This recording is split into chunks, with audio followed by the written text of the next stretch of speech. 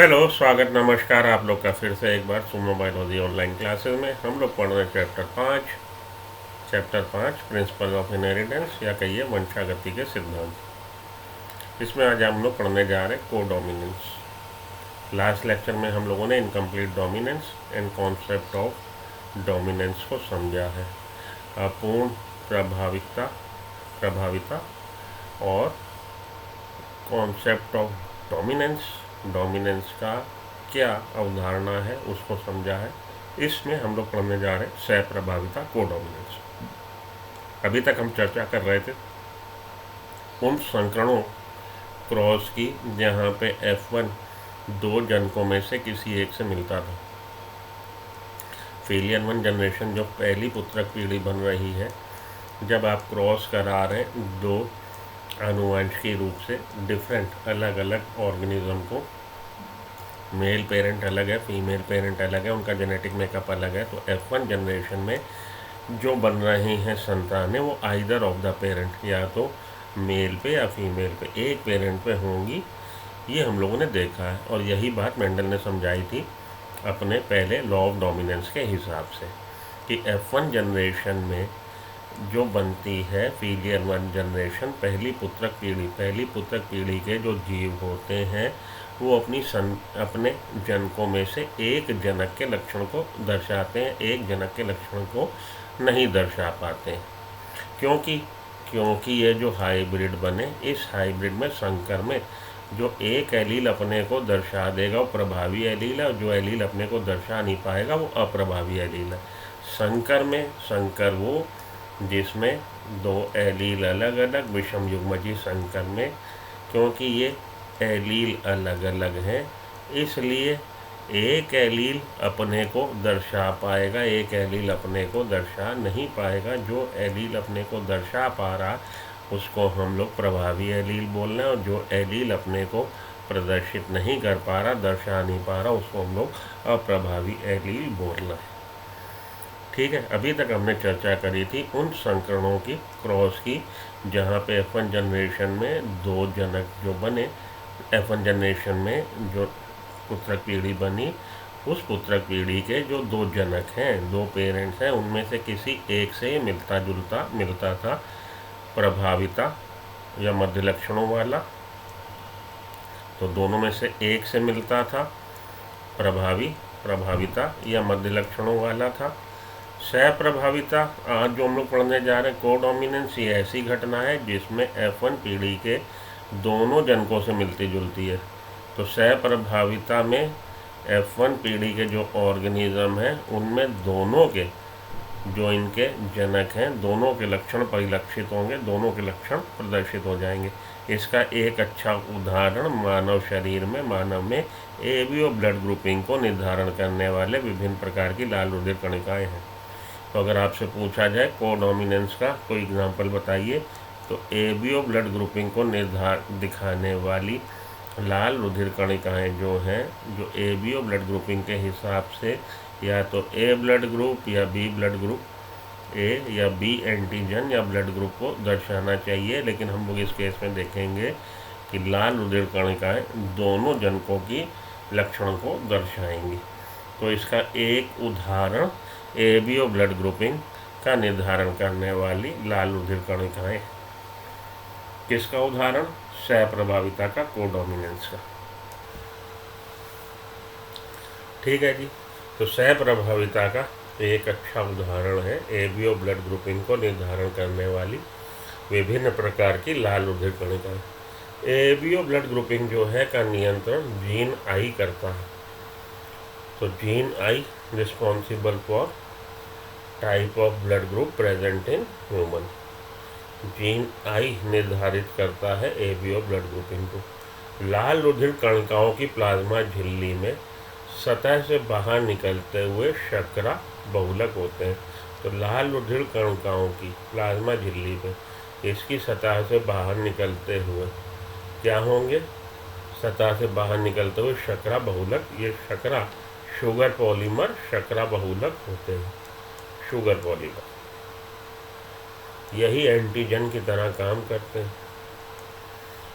तो लाल रुधिर कणिकाओं की प्लाज्मा झिल्ली से बाहर की ओर निकलते हुए शकरा बहुलक होते हैं। इन बहुलकों का प्रकार क्या होगा और ये किस तरह के होंगे, क्या वैरायटी होगी, क्या टाइप होगा, ये इस बात पर नियंत्रण करता है जीन आई, कि जीन आई का कौन सा रूप उस ऑर्गेनिज्म में, उस जीन में है। ये जीन आई ज़्यादातर जो जीन है ह्यूमन पॉपुलेशन में या किसी भी पॉपुलेशन में, वो दो रूप में होते हैं, दो एलील होते हैं, किसी जीन के दो रूप होते हैं, लेकिन कहीं कहीं दो रूप से ज़्यादा रूप मिल जाते हैं।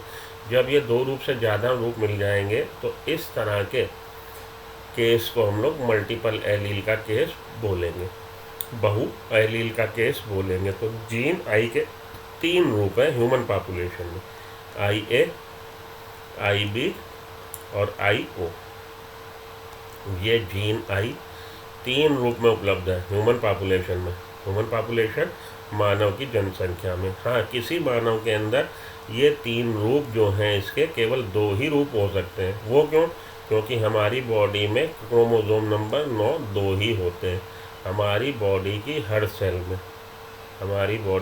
सेल में क्रोमोसोम नंबर 9 उसकी दो ही कॉपी हैं, तो दो कॉपी हैं और क्रोमोसोम नंबर 9 पे ही ये जीन आई है। अब उसको दो जगह मौका मिला, शाहरुख खान को दो रोल करने का मौका मिला फिल्म बागी में।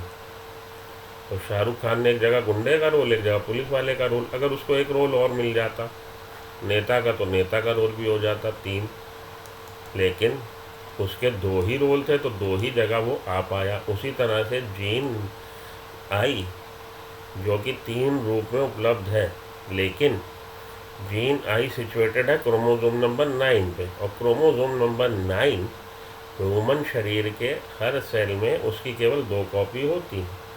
तो दो कॉपी, दो फॉर्म इसके जीन आई के, आई ए आई बी या आई ए या आई बी, कोई भी इसके कॉम्बिनेशन बना लीजिए, उसकी दो कॉपियाँ ही हो सकती हैं, तीन कॉपी तो आ ही नहीं सकती। और ये बात क्लियर समझ में आ रहा है? तो एबीओ ब्लड ग्रुपिंग जिसको कि जीन आई निर्धारित कर रहा, वो जीन आई जो तीन फॉर्म में उपलब्ध है, आई बी, आई ए और आई ओ, जो कि क्रोमोसोम नंबर 9 पे होता है। ये जीन आई ये निर्धारित करता है कि ह्यूमन शरीर में जो आरबीसी हैं, लाल रुधिर कणिकाएं, उनकी प्लाज्मा मेम्ब्रेन पे बाहर की तरफ निकले शुगर पॉलीमर का टाइप क्या होगा। आई ए एलील की वजह से शुगर पॉलीमर जो बन रहा है ए टाइप का, A antigen. I B allele की वजह से शुगर पॉलीमर जो बन रहा है बी एंटीजन। और आई ओ कोई भी शुगर पॉलीमर नहीं बनाता। ठीक है जी। अब ये आई ए, आई बी और आई ओ, अब मानिए किसी की बॉडी में जो क्रोमोसोम नंबर 9 है उस पे एक जगह पे आई ए एलील है और दूसरे वाले पे आई ए एलील, तो इसमें ए टाइप का एंटीजन बनेगा और ये ब्लड ग्रुप ए को दर्शाता है। अगर उस पे एक जगह आई ए और दूसरे वाले क्रोमोसोम नंबर 9 पे आई बी, तो होना क्या चाहिए, मेंडल के हिसाब से जब दो एलील अलग अलग होते हैं तो एक दूसरे को पटक देगा, मतलब एक डोमिनेंट हो जाएगा प्रभावी और दूसरा अप्रभावी, या तो आई ए प्रभावी हो जाए या आई बी प्रभावी हो जाए, जो मेंडल के सिद्धांत बोलते हैं। लेकिन यहाँ पे हुआ क्या कि दोनों ने ही जिद रखी, अपनी हार नहीं मानी, टूट जाएंगे, झुकेंगे नहीं, तो ए टाइप का भी एंटीजन बन गया, बी टाइप का भी एंटीजन बन गया। तो इसकी इस तरह के बंदे की जो आरबीसी होगी उसकी प्लाज्मा मेम्ब्रेन पे ए एंटीजन भी है, बी एंटीजन भी है, ए टाइप का शकरा पॉलीमर भी है, बहुलक है, बी टाइप का भी है, क्योंकि दोनों जनकों के लक्षण आ गए, डॉटर सेल में दोनों ने अपना इफेक्ट दिखा दिया, इसलिए इसको हम लोग सहप्रभाविता बोलते हैं। हाँ, आई ए आई ओ को पूरी तरह दबा देगा, आई बी आई ओ को पूरी तरह दबा देगा, तो जहाँ पे आई ए आई ओ कंडीशन है उसके ए एंटीजन बन जाएगा और आई बी आई ओ में बी एंटीजन बन जाएगा प्लाज्मा मेम्ब्रेन की झिल्ली पर। ठीक है जी। तो इसका एक अच्छा उदाहरण मानवों में एबीओ रुधिर वर्ग का निर्धारण करने वाली विभिन्न प्रकार की लाल रुधिर कणिकाएँ हैं, कोशिकाएँ हैं। एबीओ रुधिर वर्गों का नियंत्रण जीन आई करता है। लाल रुधिर कोशिकाओं को आरबीसी, रेड ब्लड कार्पस्कल्स या रेड ब्लड सेल्स, कि प्लाज्मा झिल्ली में सतह से बाहर निकलते हुए शर्करा बहुलक होते हैं। इस बहुलक का प्रकार क्या होगा, ये बहुलक शुगर पॉलीमर किस टाइप को होगा, यहाँ इस बात का नियंत्रण जीन आई कर रहा है। इस चीज़ को निर्धारित कौन कर रहा है, जीन आई। इस जीन आई के 3 एलील हैं, आई ए, आई बी एंड आई। अपनी बुक में उसने आई ए, आई बी और आई लिख दिया। चलिए ऐसे लिख लीजिए, मैंने अभी आपको जब मेंशन किया था तो आई ए, आई बी और आई ओ मेंशन किया था। एज पर एनसीईआरटी आई ए, आई बी और आई या आई ओ, खैर आप इसको एनसीईआरटी को ही पकड़ो क्योंकि एनसीईआरटी को ही मानना। एलील आई ए और आई बी कुछ भिन्न, एलील आई ए और आई बी कुछ भिन्न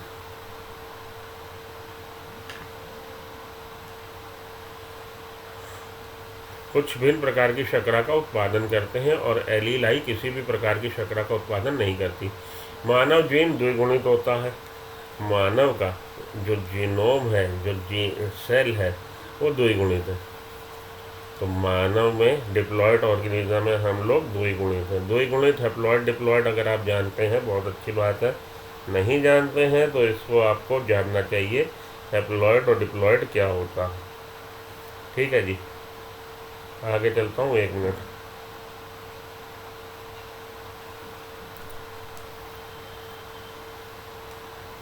हाँ जी, देखिए तो 3 तरह के एलील हैं, आई ए, आई बी और आई।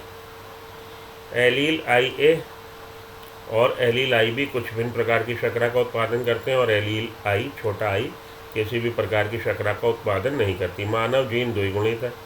डिप्लॉयड ऑर्गेनिज्म वो हैं जिसमें 2 जीनोम है। जीनोम क्या, कंप्लीट सेट ऑफ क्रोमोसोम। इसलिए प्रत्येक व्यक्ति में इस 3 में से 2 प्रकार के जीन हो सकते हैं, एलील हो सकते हैं। तो ये आपका 3 सवारी हैं, उनको बिठाने के लिए आपके पास स्कूटर जो है उसमें 2 ही गद्दी हैं। भैया ये आई ए, आई बी और आई कहाँ है, क्रोमोसोम नंबर 9 में है। तो क्रोमोसोम नंबर 9 के तो 2 ही है ना आपके पास। आपका जो 2 व्हीलर है वो 2 सीटर है, तो उस पर 2 सवारी बैठ सकती, आई ए, आई ए, आई बी, आई बी। तो या तो दोनों जगह आप इसके कॉम्बिनेशन देखिए, जो कॉम्बिनेशन पॉसिबल है वो कितने हैं, आई ए के साथ आई ए, आई ए के साथ आई बी, आई ए के साथ आई, या आई बी, या आई बी के साथ आई, या आई। ये 6 तरह के कॉम्बिनेशन पॉसिबल है। तो 6 जीनोटाइप पॉसिबल है और जीनोटाइप कितने, 4, याद रखिएगा। तो 6 genotype, 6 different type of genotype and 4 different type of phenotype. 6 तरह के कॉम्बिनेशन इनके पॉसिबल हैं, आई ए, आई ए, आई ए, आई बी, आई ए, आई बी, आई बी, आई बी, आई, ये 6 तरह के। और इनके 4 तरह के ब्लड ग्रुप पॉसिबल है। जब ए एंटीजन होता है ब्लड ग्रुप ए होता है, जब ए बी होता है तो दोनों ए और बी दोनों जिद नहीं मानी, वो दोनों ही कहे मैं बड़ा, मैं तुमसे बड़ा, नहीं मैं तुमसे बड़ा, मैं पीता हूँ रोज कॉम्प्लान। तो दोनों ने जिद मानी, को डोमिनेंस का केस। आई ए, आई केवल ए ब्लड ग्रुप, आई बी, बी ब्लड ग्रुप, आई बी ब्लड ग्रुप, आई ओ ब्लड ग्रुप। तो 4 तरह के ब्लड ग्रुप, 4 तरह का फिनोटाइप और 6 तरह का जीनोटाइप पॉसिबल है कॉम्बिनेशन वाइज। 3 एलील है। ठीक है, चलिए आगे समझिए। आई ए और आई बी, तो आई के ऊपर पूर्ण रूप से प्रभावी होते हैं। अब इनमें 3 एलील जो है, आई ए कम्प्लीटली डोमिनेंट है ऊपर आई बी कम्प्लीटली डोमिनेंट है ऊपर लोअर केस आई, और आई ए और आई बी उस सूरत में क्या होगा, उस सूरत में ना ये झुकेगा ना ये झुकेगा, दोनों तरह की शुगर पॉलीमर बन जाएगी प्लाज्मा मेम्ब्रेन की झिल्ली पर। ए एंटीजन भी बन गया, ए टाइप की शुगर पॉलीमर भी बन गई बी तरह की। तो इस तरह के दोनों एंटीजन, तो ए बी ब्लड ग्रुप हो जाएगा। अर्थात जब आई ए और आई विद्यमान हो तो केवल आई ए अभिव्यक्त होता है, और आई बी और आई विद्यमान हो तो केवल आई बी अभिव्यक्त होता है, एक्सप्रेस होता है, और आई हो तो शर्करा बनती ही नहीं। यदि आई ए और आई बी दोनों उपस्थित हो तो यह दोनों अपने अपने प्रकार की शर्करा की अभिव्यक्ति कर देते हैं। को डोमिनेंस साथ साथ यह घटना ही सहप्रभाविता है। इसी को हम लोग सहप्रभाविता बोलते हैं। इसी कारण होना क्या चाहिए था कि या तो ये या इन दोनों के बीच की इनकम्प्लीट डोमिनेंस, लेकिन यहाँ को डोमिनेंस है, साथ साथ दोनों ही बन गई। इसी कारण लाल रुधिर कोशिकाओं में ए और बी दोनों प्रकार की शर्करा होती है। तीन भिन्न प्रकार के एलील होने के कारण उसके 6 संयोजन पॉसिबल हैं, जो कि अभी मैंने लिखे थे। इसी प्रकार ए बी और रुधिर वर्गों के 6 विभिन्न जीनोटाइप हो गए। तो जीनोटाइप 6 डिफरेंट जीनोटाइप पॉसिबल है। 1 2 3, ये वाला रिपीट हो गया तो पहले भी हो चुका है, इसको नहीं गिनिए। 4 5 6, तो 6 तरह के जीनोटाइप पॉसिबल है। और फिनोटाइप कितने? 4 तरह के। Blood group A B, A repeat हो गया, ए बी रिपीट हो गया, बी रिपीट हो गया, ओ। तो ए ब्लड ग्रुप का हो सकता है, बी ब्लड ग्रुप का हो सकता है, ए बी ब्लड ग्रुप हो सकता है, ओ ब्लड ग्रुप हो सकता है। तो 6 different phenotype and 6 different genotype and 4 different phenotype are possible in case of A B O blood grouping. अब आप यह भी समझ गए होंगे ए बी ओ रुधिर समूहन बहु एलील का अच्छा उदाहरण प्रस्तुत करता। ये मल्टीपल एलील का केस है, बहु एलील का भी अच्छा उदाहरण है। आप देख सकते हैं यहाँ पर 2 से अधिक अर्थात 3 एलील एक ही लक्षण को नियंत्रित कर रहे हैं। तो 2 से अधिक एलील जब किसी जीन के हों पॉपुलेशन में, तो हम लोग बोलते हैं कि वो बहु एलील का उदाहरण है, example of a multiple allele. क्योंकि एक व्यक्ति में 2 ही एलील विद्यमान रह सकते हैं, किसी भी व्यक्ति में 2 ही हो सकते हैं, अतः बहु एलील की क्रियाशीलता समष्टि के अध्ययन में ही दिख सकती है।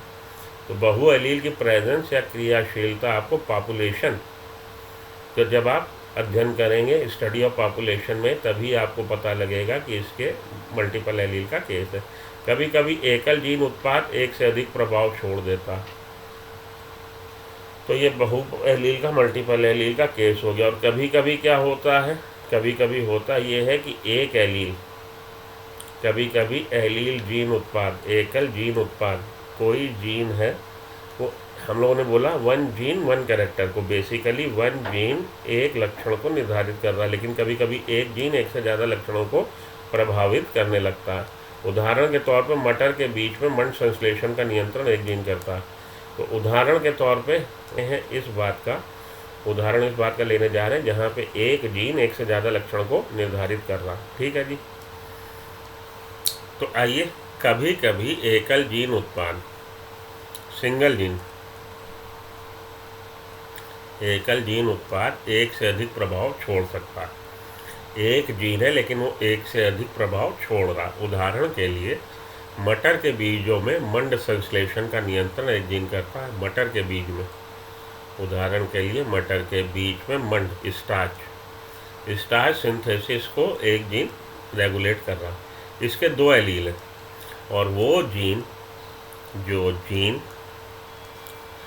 स्टार्च के ग्रेन को, इस मंड के संश्लेषण को निर्धारित कर रहा मटर के बीज में, वो जीन 2 रूप में है, कैपिटल बी और स्मॉल बी एलील। ठीक है जी। कुशल रूप से मंड संश्लेषण बी समयुग्मजों से होता है। अब अगर इसके 2 एलील हैं तो 3 कॉम्बिनेशन पॉसिबल है। कॉम्बिनेशन ये बन सकता है, कॉम्बिनेशन ये बन सकता है, कॉम्बिनेशन ये बन सकता है। दोनों एलील एक जैसे, दोनों एलील एक जैसे, दोनों एलील अलग अलग। इस वाले में अगर मटर के पौधे में जेनेटिक मेकअप, आनुवंश की विन्यास कैपिटल बी, तो स्टार्च ग्रेन की सिंथेसिस ये भली भांति अच्छी तरह से करता है, बड़े साइज के स्टार्च ग्रेन बनाता है। इसमें उसकी ये स्टार्च ग्रेन की सिंथेसिस की क्षमता कम हो जाती है, छोटे साइज के बनाता, कम कुशल होते हैं, छोटे मंड ग्रेन बनाता। और इस वाले केस में छोटे समयुग्मजी मंड संश्लेषण में और छोटे मंड कणों का उत्पादन करता है, पकने पे गोल हो जाते हैं। इस वाले केस में जो मंड साइज बन रहा है मझोले आकार का बन रहा है। ये वाले में मंड ग्रेन, स्टार्च ग्रेन जो बन रहे हैं बड़े आकार के बन रहे हैं, इस वाले में छोटे आकार के बन रहे हैं, और इस वाले में मझोले आकार के। तो यहाँ पे बड़ा आकार, यहाँ छोटा, और यहाँ पे मझोला आकार के बन गए स्टार्च ग्रेन। ठीक। लेकिन ये जो जीन है ना केवल ये स्टार्च ग्रेन के साइज़ को निर्धारित कर रहा, या मटर के पौधे के स्टार्च ग्रेन बनाने की क्षमता को निर्धारित कर रहा, साथ के साथ ये जीन सीड के शेप को भी निर्धारित कर रहा। तो ये दो लक्षण को एट अ टाइम गवर्न कर रहा, एक ही समय में दो लक्षणों को प्रभावित कर रहा है। एक तो स्टार्च ग्रेन का साइज, मंड के कण का साइज कि मंड का कण कितना बड़ा बनेगा। दूसरा सीड बीज जो है उसकी शेप कैसी होगी, आकार कैसा होगा। तो ये वाले में गोल, इस वाले में झुर्रीदार और इस वाले में भी गोल। तो गोल, झुर्रीदार और इस वाले में भी गोल साइज का, गोल आकार का सीड का शेप बन रहा। तो अगर हम इसको ध्यान देते हैं, इस कैरेक्टर को, हम बोलेंगे कि कैपिटल बी जो एलील है वो डोमिनेंट है ऊपर रिसेसिव एलील के। ये प्रभावी एलील है कैपिटल बी इसकी तुलना में, लोअर केस बी की तुलना में, क्योंकि जब ये कंडीशन है विषम युग्मजी तब कैपिटल बी ने अपना इफेक्ट दिखा दिया, लोअर बी ने अपना इफेक्ट नहीं दिखाया। ठीक है। अरे भैया बात समझो, ये है जीन के दो रूप। वो जीन जो प्लांट में मटर के पौधे में लक्षण को निर्धारित करता, लेकिन ये एक लक्षण को नहीं, दो लक्षणों को एट अ टाइम निर्धारित करता। दो लक्षणों को कौन कौन से, एक तो सीड का आकार कैसा होगा और दूसरा स्टार्च ग्रेन, मंड के जो बन रहे हैं स्टार्च के दाने कण, उनका आकार कैसा होगा। तो अगर हम सीड के आकार की बात करें, जो कॉम्बिनेशन पॉसिबल है दो एलील के, वो हमारे capital B capital B, capital B small B, small B small B है। इसमें सीड का कलर कैसा है, राउंड गोल। इसमें सीड का कलर कैसा है, रिंकल्ड झुर्रीदार। इसमें सीड का शेप कैसा है, कलर मेरे मुंह से निकला शेप। इसमें सीड का शेप कैसा है, राउंड। तो इससे आप क्या निष्कर्ष निकाल सकते हैं कि कैपिटल बी एलील जो है वो लोअर केस बी पे डोमिनेंट है, ये प्रभावशाली है, तभी जब ये विषम युग्मजी था वो राउंड हो गया। लेकिन साथ में ये स्टार्च के कण को भी रेगुलेट कर रहा। इसमें कैपिटल बी की वजह से स्टार्च ग्रेन कैसे बन रहे हैं, लार्ज साइज़ के, बड़े बड़े। लोअर केस बी की वजह से कैसे बन रहे हैं, स्मॉल साइज़ के। तो अब आप वही लॉजिक इधर लगाइए, इसमें स्टार्च ग्रेन का साइज़ क्या होना चाहिए, लार्ज होना चाहिए, क्योंकि कैपिटल बी एलील जो है लोअर केस बी पे डोमिनेंट है। लेकिन यहाँ पे हम देख रहे हैं वो लार्ज साइज़ के ना बन के इंटरमीडिएट मझोले आकार के बन गए। ठीक यही सारी बातें यहाँ पे समझाई गई हैं। तो कभी कभी एकल जीन उत्पाद एक से अधिक उत्प्रभाव छोड़ देता। उदाहरण के लिए मटर के बीजों में मंड संश्लेषण, स्टार्च सिंथेसिस का नियंत्रण एक जीन करता। इसके दो एलील हैं, कैपिटल बी स्मॉल बी। कुशल रूप से मंड संश्लेषण कैपिटल बी समयुग्मजों से होता है। तो बिल्कुल परफेक्ट, या कहिए कि बहुत अच्छी तरह से वेल एफिशिएंट तरीके से स्टार्च ग्रेन कौन बना रहा है, कैपिटल बी बड़े साइज़ के स्टार्च ग्रेन बना रहा। इस प्रकार विशाल मंडकण उत्पन्न होते हैं। इसके विपरीत लोअर केस बी समयुग्मजी में मंड संश्लेषण कम कुशल होता है और छोटे मंडकणों का उत्पादन करते हैं। पकने पर बड़े बी बीज गोल हो जाते हैं। कैपिटल बी पकने पर लार्ज साइज़ का स्टार्च ग्रेन बनाता है और लोअर केस बी आपका झुर्रीदार रिंकल्ड स्टार्च रिंकल हमारा सीड बनाता। विषम युग्मज पकने पर कैपिटल बी बीज गोल, ये वाले बीज स्टार्च ग्रेन के लिए बड़ा और सीड के आकार के लिए गोल, स्टार्च ग्रेन के लिए छोटा और सीड के आकार के लिए झुर्रीदार। दो लक्षण को एट अ टाइम निर्धारित कर रहा ना, ये एक लक्षण, ये दूसरा लक्षण। ठीक है। विषम युग्मज गोल, अब इस वाले केस में वो गोल बन गया, तो इसका मतलब है कैपिटल बी डोमिनेंट है, तभी इसका कैपिटल बी की वजह से गोल और लोअर केस बी की वजह से झुर्रीदार। इस वाले केस में जहाँ पे अलग अलग है गोल, इसका मतलब ये इस पर डोमिनेंट है। इसका मतलब वही लॉजिक इधर लगाइए, तो बड़ा साइज़ का बनना चाहिए था स्टार्च ग्रेन, लेकिन बड़ा ना बन के कैसा बन गया, मझोला बन गया। कैपिटल बी स्मॉल बी बीज में उत्पन्न मंडकण मझोले आकार के होते हैं। अतः मंडकंड का आकार एक फिनोटाइप मान लिया जाए, अगर इसको हम एक लक्षण माने, तो ये कैसा केस हो गया, ये इनकम्प्लीट डोमिनेंस का केस हो गया कि ना तो वो बड़े बने ना वो छोटे बने, इनकम्प्लीट अपूर्ण प्रभाविता का केस हो गया। ठीक है जी, अपूर्ण प्रभाविता का केस हो गया। अतः प्रभाविता ना तो किसी जीन का या उसके उत्पाद का स्वायत्त लक्षण है।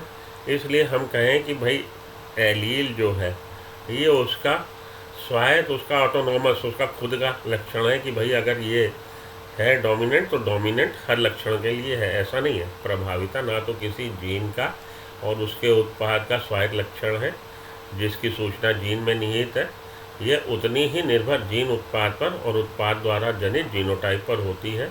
तो इसकी प्रभाविता प्रभावी होगा कि नहीं होगा, इसकी निर्भरता जीन के उत्पाद पर और उत्पाद द्वारा जनित जीनोटाइप पर है। तो ये उसका खुद का स्वयं का गुण नहीं है, स्वार्थ गुण नहीं है, कि इंडिपेंडेंट नहीं है कि वो अगर एक जगह डोमिनेंट है तो सब जगह डोमिनेंट है। बेसिकली ये किस पर निर्भर कर रहा है, जीन के उत्पाद पर और उत्पाद द्वारा जनित जीनोटाइप पर, जितनी कि हमारे द्वारा परीक्षा चुने गए विशेष जीनोटाइप पर। ठीक, तो ये इसका जो मेन बात है, आपने बात याद रखनी कि इसका ये ऑटोनोमस कैरेक्टर नहीं है कि हर जगह वही समीकरण लागू हो जाएगा कि अगर एक जगह डोमिनेंट है तो सब जगह डोमिनेंट हो, ऐसा नहीं हो। तो यहाँ पे आके आपका कोडोमिनेंस वाला सेक्शन कंप्लीट हुआ।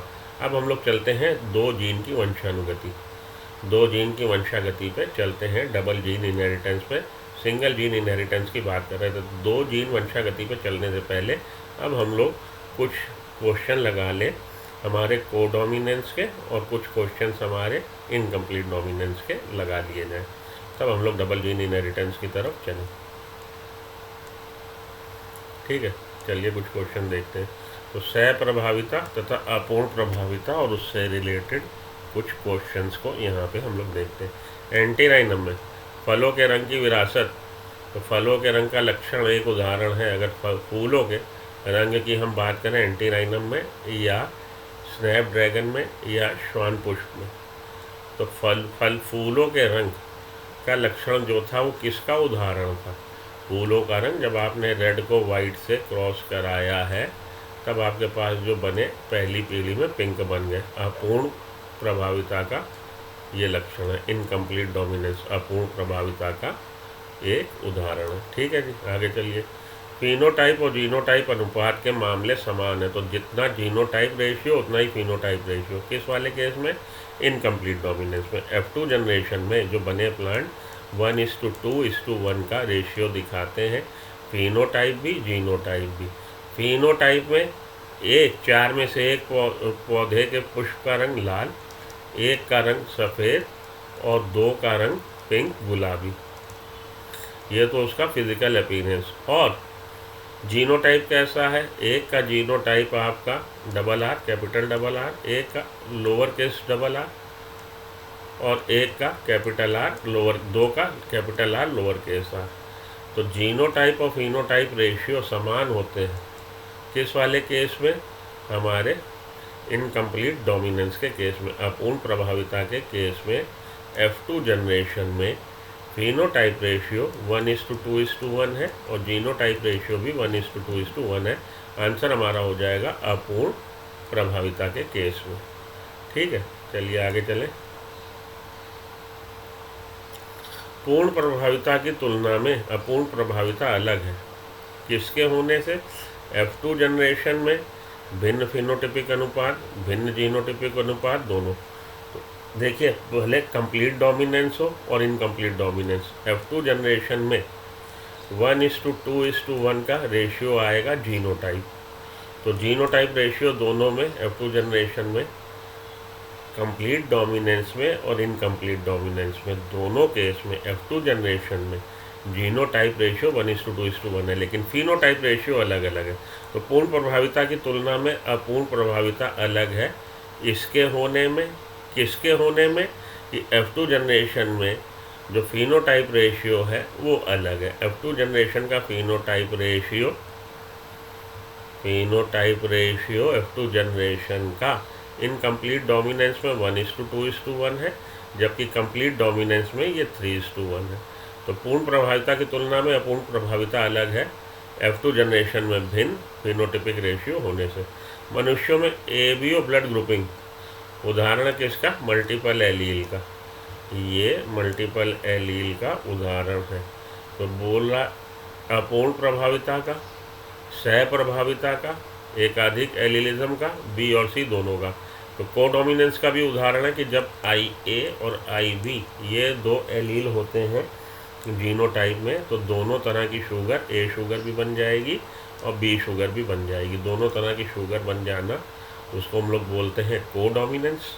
सहप्रभाविता, दोनों लक्षण साथ साथ, दोनों जनक के साथ अधिकाधिक, अधिक हमारे, एक से अधिक हमारे एलिलिज्म का, मल्टीपल एलील का, क्योंकि 3 तरह के एलील IA, IB और I ह्यूमन पॉपुलेशन में उपलब्ध है। हाँ, ये बात अलग है, किसी भी ऑर्गेनिज्म में, जीव में, इन 3 में से केवल 2 ही, कोई भी 2 हो सकते हैं, डिपेंडिंग अपॉन कि उनके फादर का या मदर का क्या था जीनोटाइप, पेरेंट्स का जीनोटाइप के आधार पर। F2 में अपूर्ण प्रभाविता के मामले में, F2 पीढ़ी, F2 जनरेशन में अपूर्ण इनकम्प्लीट डोमिनेंस में जीनोटाइप रेशियो 3:1 है। जीनोटाइप रेशियो इनकम्प्लीट डोमिनेंस में 1:2:1 है। फिनोटाइप रेशियो 3:1 है। फिनोटाइप रेशियो भी 1:2:1 है। जीनोटाइप और फिनोटाइप रेशियो बराबर है, हाँ जी, एक जैसे है, 1:2:1 है। तो अपूर्ण प्रभाविता में आपने टिक लगा देना है सी को। यदि पिता का रक्त A है, वेरी गुड, पिता का रक्त ग्रुप A है, माता का रक्त ग्रुप B है, तो उनके बच्चों का रक्त समूह हो सकता है। क्या हो सकता है? अगर A और B माता का पिता का है, तो A में जो सीन बन रहा है, IA एक तो दीजिए ही दीजिए, दूसरा या तो I दीजिए या IA के साथ IA फिर से दीजिए।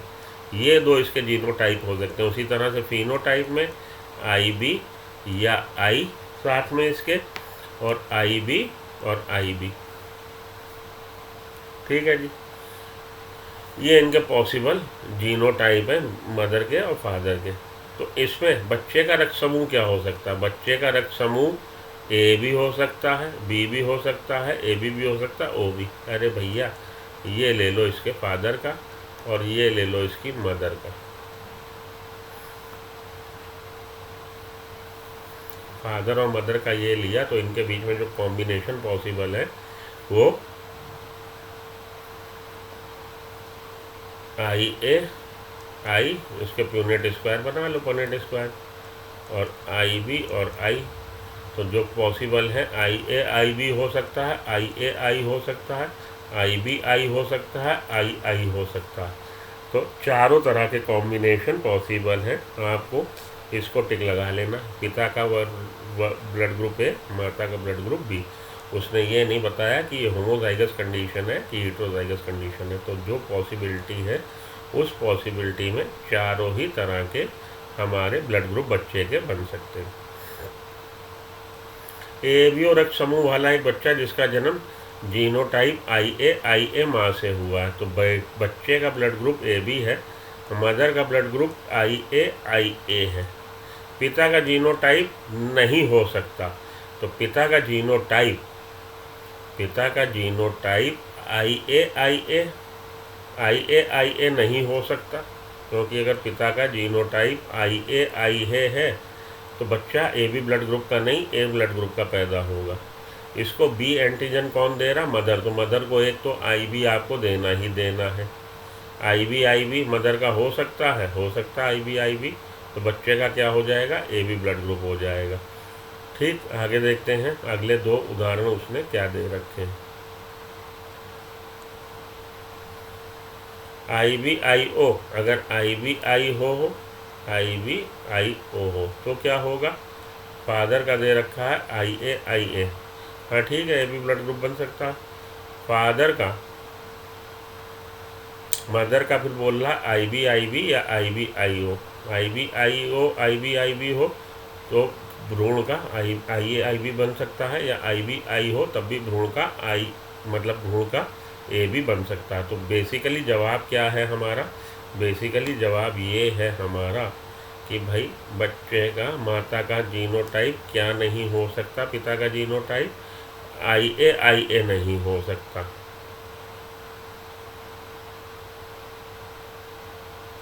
पिता का जीनोटाइप IA अगर होगा तो बच्चा जो पैदा होगा A ब्लड ग्रुप का होगा, AB ब्लड ग्रुप का नहीं होगा। तो फादर का ब्लड ग्रुप IA नहीं हो सकता। अगर फादर का ये है और मदर का उन्होंने दे ही रखा है कि IA और IO, तो जो कॉम्बिनेशन बन रहे हैं उसमें 50% ऑर्गेनिज्म में A ब्लड ग्रुप और 50% ऑर्गेनिज्म में मतलब A ही ब्लड ग्रुप बनेगा। हाँ, ये बात अलग है कि IA वाले 50 और IA वाले 50 बनेगा, वो A he blood group. A भी नहीं बन पाएगा अगर ये वाला फादर का ब्लड ग्रुप हुआ। फादर का ब्लड ग्रुप का जीनोटाइप IA नहीं हो सकता। ठीक है, आ रही बात समझ में। तो फादर का उसने पूछा क्या नहीं हो सकता, IA नहीं हो सकता क्योंकि B उसको फादर से ही मिला है। मदर पे तो IA है, सन का AB है। सन का AB तभी होगा जब दोनों तरह की एंटीजन बने। दोनों तरह की एंटीजन तभी बनेगी जब उसके पास दोनों तरह के एलील हो, IA भी हो IB भी हो। अब इसने मदर का तो दे दिया है कि IA, तो A तो मदर से आ रहा, B उसका फादर से आ रहा, B फादर पे देने की गुंजाइश तो हो। यहाँ पे IA है, नहीं हो सकता फादर का। ठीक है, चलिए आगे। एबीओ ब्लड ग्रुपिंग में एक व्यक्ति के पास कितने एलील होते हैं, तो 3 एलील ह्यूमन पॉपुलेशन में, लेकिन व्यक्ति के पास 2 ही। 4 एलील तो ह्यूमन पॉपुलेशन में तय नहीं है। तय है भैया 2 ही एलील हो सकते हैं। हम लोग का जवाब है 2 एलील हो सकते हैं। कोडोमिनेंस के मामले में F1 पीढ़ी की संतानों में क्या विशेषता है कि ये अपने दोनों ही जनकों का लक्षण दिखाएगी। 2 माता पिता में से कोई एक नहीं, दोनों का, माता पिता दोनों के। तो इसमें जो विशेषता है, जो लक्षण आ गए, माता पिता दोनों के आ गए। दोनों में से कोई भी नहीं, नहीं दोनों के, 2 माता पिता के लक्षणों के बीच में नहीं, इनकम्प्लीट डोमिनेंस हो जाएगा। यहाँ पे कोडोमिनेंस की बात हो रही है, तो दोनों ही के लक्षण परिलक्षित होंगे। एबीओ ब्लड ग्रुपिंग के बारे में, यदि माता पिता में एक समयुग्मजी है, बहुत ध्यान से सुनो, बहुत ध्यान से देखो। उठो लाल, अब आंखें खोलो, पानी लाई हूँ मुंह धो लो। तो पानी से मुंह धो लो और आगे समझो। एबीओ ब्लड ग्रुपिंग में यदि माता पिता में एक समयुग्मजी है और एक विषमयुग्मजी है, तो क्या संभावना उनके बच्चों का ब्लड ग्रुप O होगा। तो O कब होगा, एक जो समयुग्मजी है उसको IO दे दो, क्योंकि नीचे दोनों जगह IOI या II दे दो। हाँ, आप II दे दो क्योंकि अपने NCERT में। तो एक जो समयुग्मजी है उसको ये ले लीजिए। विषम युग्मजी में I के साथ आप कोई भी B या A ले लीजिए। ठीक है, तो क्या संभावना उनके बच्चों का ब्लड ग्रुप O होगा, तो संभावना है 50%, क्योंकि आपने एक को दे दिया II, छोटा i छोटा i छोटा i छोटा i। दूसरे को अब आपने देना है, विषम युग्मजी है, I के साथ या तो IA या IB, कोई भी उठा लीजिए, कोई भी उठा लीजिए। तो जो पनेट स्क्वायर बता रहा है उसमें आपके 50% ऑर्गेनिज्म, 50% बच्चों में O ब्लड ग्रुप का चांस और 50% में B या A ब्लड ग्रुप का चांस है, डिपेंडिंग अपॉन कि ये एलील आपने कौन सा लिया। तो 50% पर टिक लगा लीजिए, आगे बढ़िए। O रक्त समूह के एक बच्चे का जन्म रक्त समूह A की माता और रक्त समूह B के पिता से हुआ। माता पिता के जीनोटाइप क्या है, तो माता को IA और पिता को IB तो दे दिया। बच्चे में दोनों जगह ये है, तभी वो O ब्लड ग्रुप को डिनोट करेगा। तो एक उसको मदर से मिला, एक उसको फादर से मिला। तो फादर और मदर दोनों ही हेटेरोजाइगस कंडीशन को दिखा रहे हैं। एक एलील IA, दूसरा एलील I छोटा i, एक एलील IB, दूसरा एलील छोटा b। ठीक है जी, तो ये विषम युग्मजी के सीन हो गए। हम लोगों ने इसका जवाब भी निकाल लिया कि क्या होगा, माता का और पिता का ब्लड जीनोटाइप क्या होगा। माँ का IA नहीं हो सकता, IA एक तो छोटा i देना पड़ेगा, IA IB IO, इसको टिक लगा लीजिए। माँ का ब्लड ग्रुप A था तो माँ का IA पिता का IB ठीक। यदि माता पिता दोनों का रक्त समूह AB है, तो निम्न में से कौन सा रक्त उसके संतानों के समूह में नहीं हो सकता, तो भैया O नहीं हो सकता, A भी हो सकता है, B भी हो सकता है और AB भी हो सकता है, लेकिन O ब्लड ग्रुप वाला संतान इनके पैदा नहीं हो सकता यदि दोनों का ब्लड ग्रुप AB है, माँ का भी और पिता का भी, क्योंकि एक एलील तो ये कार्य करके ला ही रहा है। आई ए वाला या आई बी वाला, इधर से भी आई ए वाला या आई बी वाला, तो हमें बनना चाहिए अगर ओ तो दोनों ही छोटे आई। छोटा आई ना इसके पास है ना इसके पास है, तो दोनों छोटे आई तो आने की बात ही छोड़ दीजिए। आई इस केस में ओ ब्लड ग्रुप छोड़ के बाकी सभी पॉसिबिलिटी हैं कि बच्चे का ए ब्लड ग्रुप भी हो सकता है, बच्चे का बी ब्लड ग्रुप भी हो सकता है, बच्चे का ए बी ब्लड ग्रुप भी हो सकता है। ठीक है जी, भैया कॉम्बिनेशन ये बने ना, आई ए आई बी, और इधर आपके आई ए और आई बी, तो जहाँ पे आई ए है वो ए ब्लड ग्रुप, जहाँ पे आई बी है वो ए बी ब्लड ग्रुप, और जहाँ पे आई बी है वो बी ब्लड ग्रुप। तो ए बी और ए बी ब्लड ग्रुप तो पॉसिबल है, ओ ब्लड ग्रुप पॉसिबल नहीं है अगर दोनों माता पिता ए बी ब्लड ग्रुप वाले लक्षणों को दर्शा रहे हैं। आगे चलिए, एबीओ रक्त समूहन जीन आई द्वारा नियंत्रित होता है। एबीओ ब्लड ग्रुपिंग को निर्धारित कौन कर रहा है? जीन आई, जिसमें 3 एलील होते हैं और यह सहप्रभाविता दिखाते हैं 6 जीनोटाइप दिखाते हैं। कितने phenotype? 4 phenotype, either blood group ए और ए बी और ए बी और ओ। तो 6 तरह के फिनोटाइप और 4 तरह का 6 जीनोटाइप और 4 तरह का फिनोटाइप पॉसिबल है। आंसर लगा लीजिए 4। आगे बढ़िए। जब 2 से अधिक एलील नियंत्रित करते हैं एक ही चरित्र को, तो इसे क्या कहते हैं? मल्टीपल एलील, एकाधिक एलील का केस बोलते हैं। एबीओ ब्लड ग्रुपिंग जीन द्वारा निर्धारित होता है जो गुणसूत्र संख्या के ऊपर स्थित है। तो ब्लड ग्रुप जो कि क्रोमोसोम नंबर 9 और जीन है I. ABO blood grouping gene I द्वारा निर्धारित होता है, आई, एंड किसके ऊपर वो स्थित है? Chromosome number 9।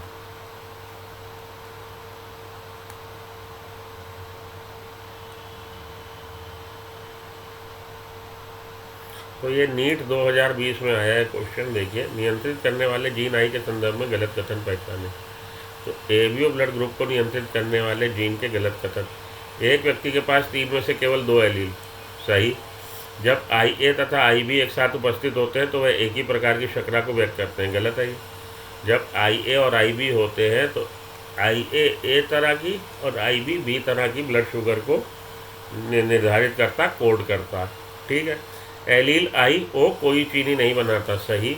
जीन आई के 3 एलील है, सही। तो हमारा गलत कौन सा है? गलत है कि एक ही प्रकार की शर्करा को, एक ही प्रकार की शर्करा नहीं, अलग अलग तरह की शर्करा को वो लोग कोड करते हैं। एंटीरेनम के पौधे में, ठीक है, एक लाल रंग फूल और एक सफ़ेद रंग के फूल का क्रॉस किया और F1 पीढ़ी में गुलाबी फूल प्राप्त हुआ, ठीक है जी। लाल रंग का फूल और सफ़ेद रंग का फूल, इसके जो गैमीट बने उसमें कैपिटल आर, इसके जो गैमीट बने उसमें लोअर आर, उनके फ्यूजन से जो जाइगोट बना वो कैपिटल आर लोअर आर, मतलब गुलाबी फूल बना दिए। अब इसका गुलाबी फूल का स्वयं परागण किया, करवा दिया भैया, चलो स्वयं परागण करा दिया, तो इसके 2 तरह के गैमीट और इधर भी 2 तरह के गैमीट बन गए, ठीक। F2 पीढ़ी में सफ़ेद लाल गुलाबी फूल, हाँ जी, सफ़ेद फूल भी बने, लाल फूल भी बने, गुलाबी फूल भी बने। निम्नलिखित में से कौन सा कथन गलत है? यह प्रयोग प्रभुत्व के सिद्धांत का पालन नहीं करता। हाँ, यह प्रभुत्व के सिद्धांत का पालन नहीं करता। F1 में गुलाबी रंग अपूर्ण अप्रभाविता के कारण है। F1 में जो गुलाबी रंग आ गया वो इनकम्प्लीट डोमिनेंस के कारण है, ठीक है। F2 का अनुपात है 1 लाल 2 गुलाबी 1 गोरा सफ़ेद, हाँ ठीक है। F2 का जीनोटाइप अनुपात है 1:2:1। तो जीनोटाइप अनुपात F2 का क्या है? F2 का जीनोटाइप उत्पाद है 1:2:1, ठीक बात है। तो गलत कथन का कि ये गलत कथन क्या है? प्रभुत्व के सिद्धांत का पालन नहीं, ठीक। गुलाबी रंग अपूर्ण अप्रभाविता के कारण है, ठीक। F2 का अनुपात 1:2:1 है। F2 का अनुपात फिजिकल और फिनोटाइप जीनोटाइप सेम है, बिल्कुल ठीक है। अगर यहाँ पे 3:1 लिखा होता तो गलत होता, यहाँ पे 3:1 लिखा होता तो गलत होता। चारों ही स्टेटमेंट ठीक है। तो यहाँ पे आके अब आपका ये ख़त्म, यहाँ तक हम लोग के को dominance, incomplete dominance, concept of dominance, ये सब ख़त्म हुआ। नेक्स्ट लेक्चर में हम लोग पढ़ेंगे double gene inheritance. Double gene inheritance हम लोग नेक्स्ट चैप्टर में पढ़ेंगे। डबल जीन नेक्स्ट क्लास में, नेक्स्ट हमारा लेक्चर 2 जीन की वंशानुगति। ठीक है जी। तो सिंगल जीन इनहेरिटेंस, उससे रिलेटेड हम लोगों ने क्वेश्चन भी देखे। नेक्स्ट में हम लोग बात करते हैं 2 जीन की वंशागति, डबल जीन इनहेरिटेंस। तो आज के लिए इतना काफ़ी इस लेक्चर के लिए। नेक्स्ट लेक्चर में आपसे मिलता हूँ डबल जीन इनहेरिटेंस के साथ। बने रहिए सुमो बायोलॉजी पे। मेरे को फॉलो करिए इंस्टाग्राम पे, मेरे को फॉलो करिए फेसबुक पे, और मेरे ऐप को सुमो बायोलॉजी ऐप को डाउनलोड कर लीजिए। वहाँ पे आपको इस चैप्टर से रिलेटेड करीब 300 से 400 क्वेश्चन का बैंक मिल जाएगा, क्योंकि यहाँ पे जब मैं कराता हूँ क्वेश्चन, लिमिटेशन है टाइम की भी और लिमिटेशन और भी है। अगर आपको इंटरेस्ट आ रहा है, मेरे इस ऐप को डाउनलोड कर लीजिए, तो वहाँ से आपको DPP और टेस्ट पेपर वगैरह सब मिल जाएंगे। तो बने रहिए सुमो बायोलॉजी के साथ। मैं सुमेश मोंगा, आप सबको फिर से एक बार दिल से धन्यवाद। इसको लाइक कर दीजिए और मेरे इसको लिंक को शेयर करिए, आपके और दोस्तों का भी भला हो, सबका भला हो। तो सबका साथ, सबका विश्वास के साथ। Have a nice day. मिलते हैं ब्रेक के बाद। Till then good luck, goodbye, have a nice day. Thank you.